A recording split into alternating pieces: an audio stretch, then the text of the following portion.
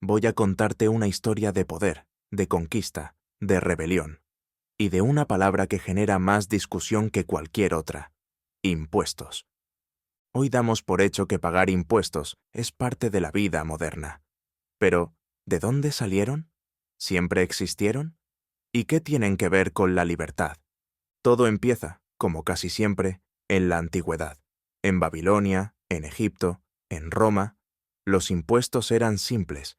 Si vivías bajo el dominio de un rey o un emperador, debías pagarle por el privilegio de existir. A veces con dinero, otras veces con grano, ganado, o directamente trabajo forzoso. No era un contrato, era una imposición, literalmente. Pero en el siglo XVII, en Inglaterra, algo cambió. Un grupo de hombres se animó a desafiar la idea de que el poder venía de Dios y que los reyes podían disponer libremente de las personas y sus bienes. Fue ahí cuando John Locke se plantó y escribió una idea explosiva: la propiedad es un derecho natural, y ningún gobierno tiene derecho a quitarte parte de lo que es tuyo sin tu consentimiento.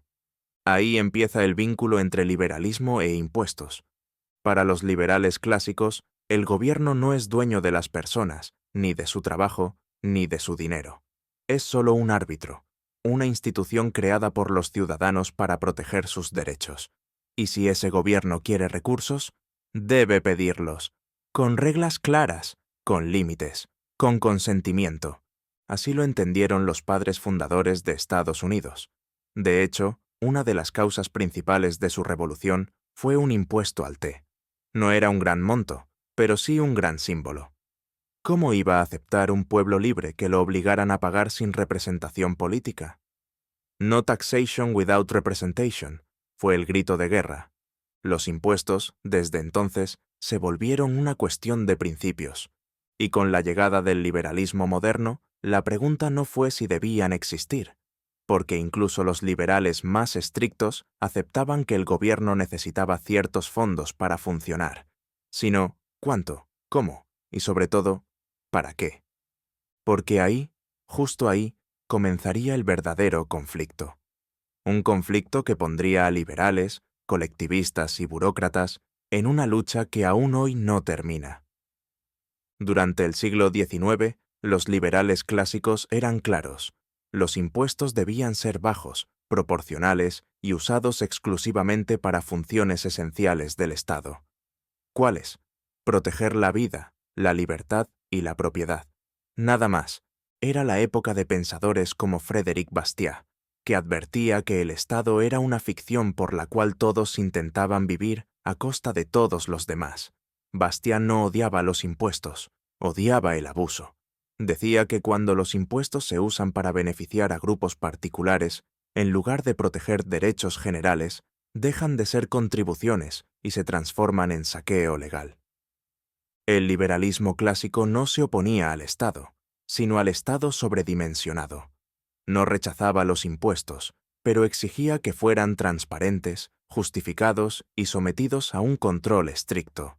Nada de financiar privilegios, subsidios arbitrarios o aventuras militares imperiales.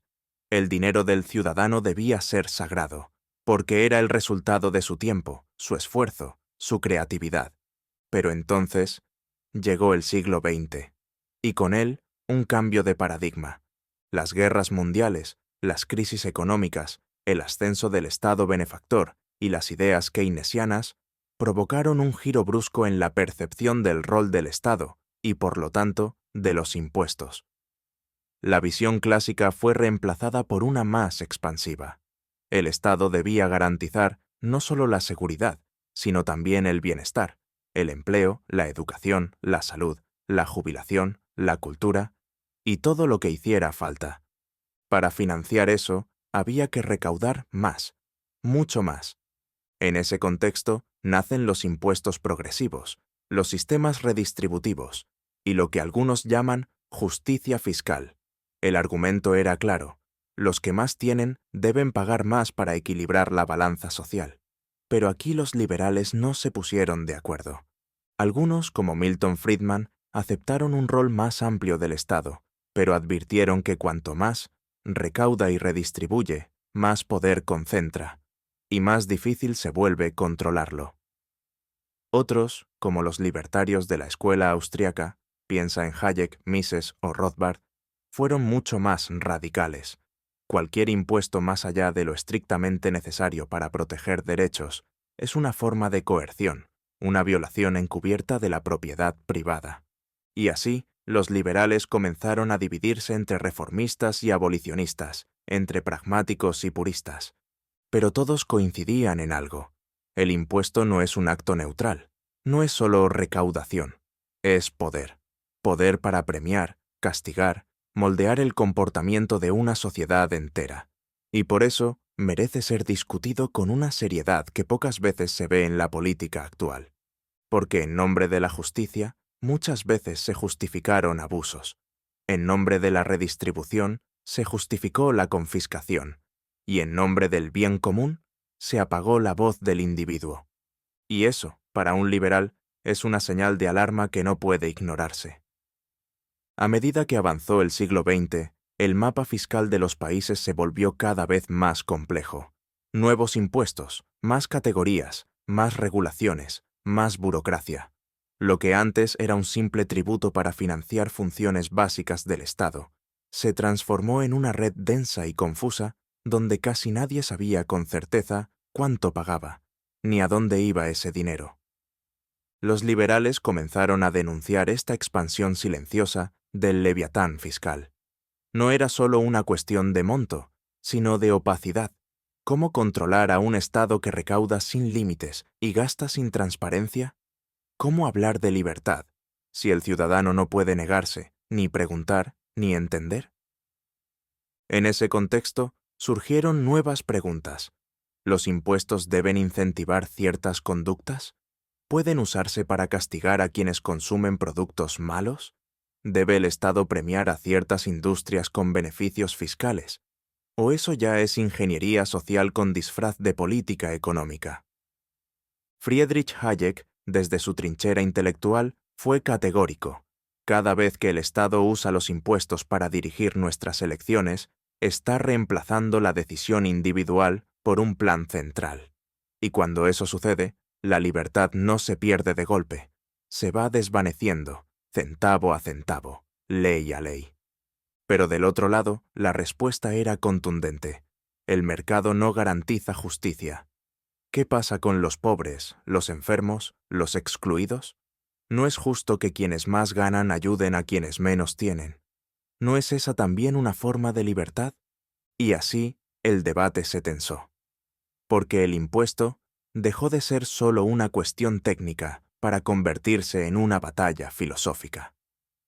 Hoy, en pleno siglo XXI, ese debate está más vivo que nunca. Los estados modernos recaudan cifras históricas, se discuten impuestos a las grandes fortunas, tasas ambientales, techos a la herencia, tasas digitales, retenciones, inflación impositiva y un sinfín de formas cada vez más creativas de extraer recursos. Mientras tanto, millones de ciudadanos no sienten que reciben a cambio seguridad, servicios o justicia. Pagan, pero no saben bien por qué. En este escenario, resurgen con fuerza las voces liberales que piden una vuelta a lo esencial, menos impuestos, más claridad, más responsabilidad y, sobre todo, un respeto profundo por el fruto del trabajo individual. Pero también surgen nuevas versiones del liberalismo que buscan equilibrar libertad con justicia, responsabilidad con solidaridad. Porque al final, el verdadero dilema no es si deben existir impuestos, sino si el Estado que los cobra está realmente al servicio de los ciudadanos o si los ciudadanos están trabajando al servicio del Estado. Una pregunta que nos deja justo en la antesala de las tensiones más actuales del pensamiento liberal. Hoy, mientras algunos gobiernos buscan imponer impuestos globales coordinados y otros proponen gravar el carbono, las transacciones digitales o incluso los movimientos financieros personales, la discusión sobre los impuestos ha vuelto al centro del debate ideológico. ¿Es justo que el Estado decida cuánto es demasiado para ganar, heredar o consumir? ¿Puede alguien decir que sos libre? si no podés decidir qué hacer con el fruto de tu propio esfuerzo? Las respuestas, claro, no son simples. Algunos liberales contemporáneos, como Thomas Sowell, advierten que toda redistribución parte de una suposición peligrosa, que alguien puede organizar mejor tu vida que vos mismo. Otros, como Deirdre McCloskey, plantean que la riqueza moderna no nació de políticas fiscales, sino de la libertad de innovar, comerciar y crear sin que el Estado te respire en la nuca.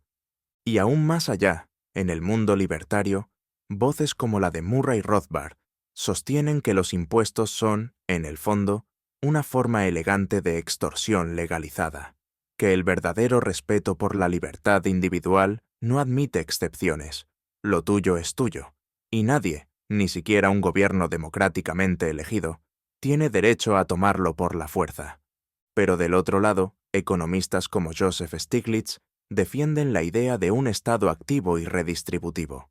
Argumentan que, sin impuestos, los mercados no corrigen sus excesos, que la desigualdad se vuelve insoportable y que la libertad económica sin condiciones mínimas de justicia social no es libertad real, sino privilegio.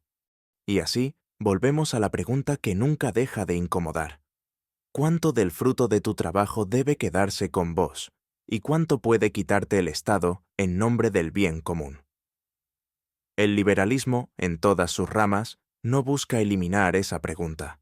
Lo que exige es que nunca dejemos de hacerla. Porque cuando naturalizamos que el Estado puede quedarse con lo que sea, por el motivo que sea, dejamos de ser ciudadanos para convertirnos en súbditos. Y cuando dejamos de discutir los impuestos, dejamos de discutir el poder. Esta es, en definitiva, la historia de los impuestos desde una mirada liberal.